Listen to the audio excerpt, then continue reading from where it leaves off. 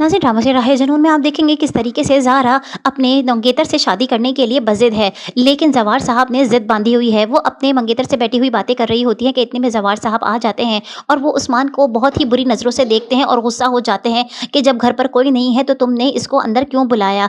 दूसरी तरफ जो कि ज़ारा चाह रही है जल्द से जल्द शादी हो जाना, लेकिन ज़वार साहब कह रहे हैं जब तक मेहर की शादी नहीं होगी मैं तुम्हारी शादी नहीं करूँगा। मेहर जो कि घर वालों की नज़र में तो बहुत अच्छी बनी हुई है, लेकिन वो अपनी सच बात किसी को नहीं बता रही।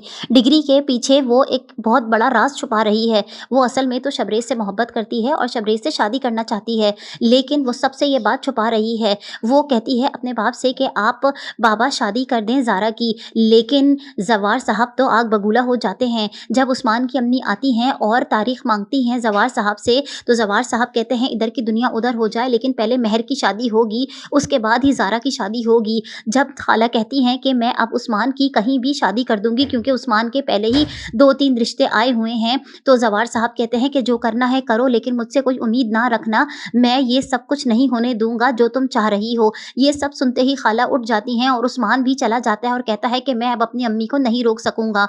दूसरी तरफ जो कि ये आप देख रहे हैं कि शबरेज़ एक बिगड़ा हुआ लड़का है, ना माँ की इज़्ज़त करता है, ना बाप की, वो अपनी ही दुनिया में रहता है। उसकी एक मंगेतर भी है अलियाना, लेकिन वो कह रहा है कि मैं तुमसे शादी नहीं करूँगा क्योंकि वो तो असल में मेहर की मोहब्बत में गिरफ़्तार है।